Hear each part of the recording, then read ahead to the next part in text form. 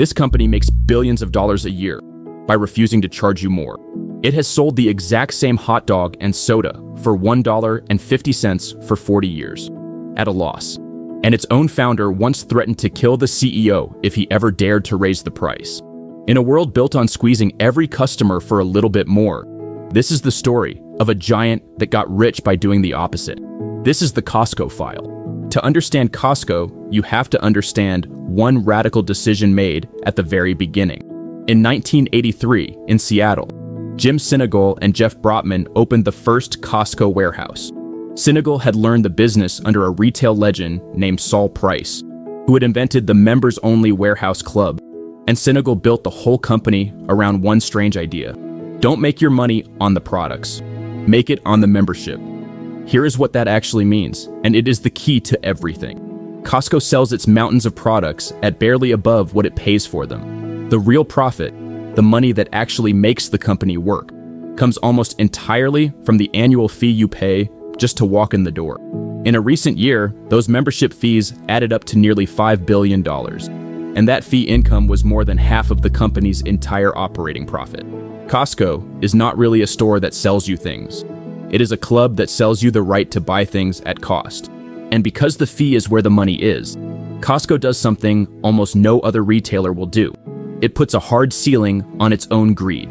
Reportedly, it refuses to mark up any item more than about 14 or 15%, when a normal grocery store runs 25%, and general retail often doubles the price or more. Costco could charge you more. It has decided, on purpose, that it won't. Nowhere is that promise more famous than the food court.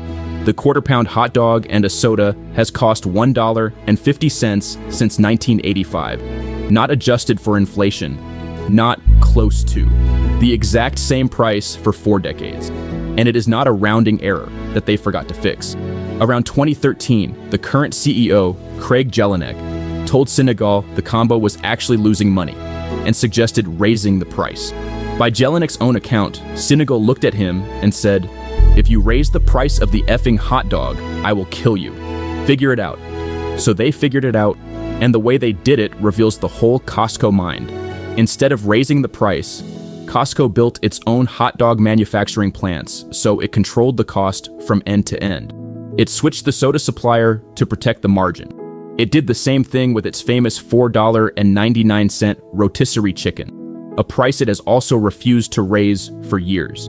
To hold that price against inflation, Costco spent hundreds of millions of dollars building its own poultry operation in Nebraska, processing over 100 million chickens a year. Most companies raise the price. Costco built a factory so it would never have to, and it turned that discipline into one of the most powerful brands on earth. Its in-house label, Kirkland Signature, now brings in around $86 billion a year, roughly a third of everything Costco sells, priced well below the national brands, at equal or better quality. Kirkland alone would be one of the biggest consumer brands in the world. Quick one. If this story is landing for you, hit subscribe and smash that like button, and tell me in the comments which company you want me to open next. It genuinely helps the channel grow.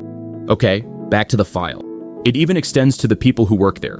Costco has long paid well above the retail average, starting pay around $20 an hour, topping out north of $30, with famously low employee turnover for the industry. And Jim Sinegal, the founder, deliberately kept his own base salary down around $350,000, a fraction of what other giant company CEOs pay themselves. His view was blunt.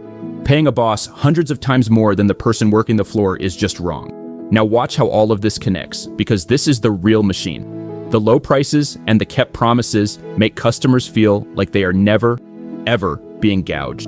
That feeling turns into staggering loyalty.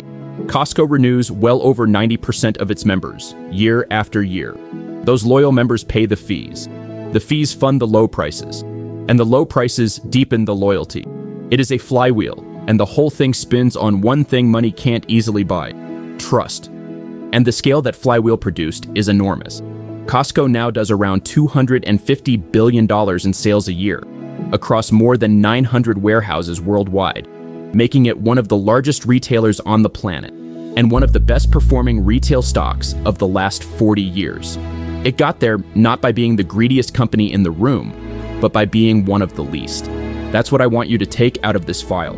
Costco is living proof that leaving money on the table can be the single most profitable decision a business ever makes. By capping its own markup, by refusing for 40 years to raise a $1.50 hot dog, Costco didn't lose money.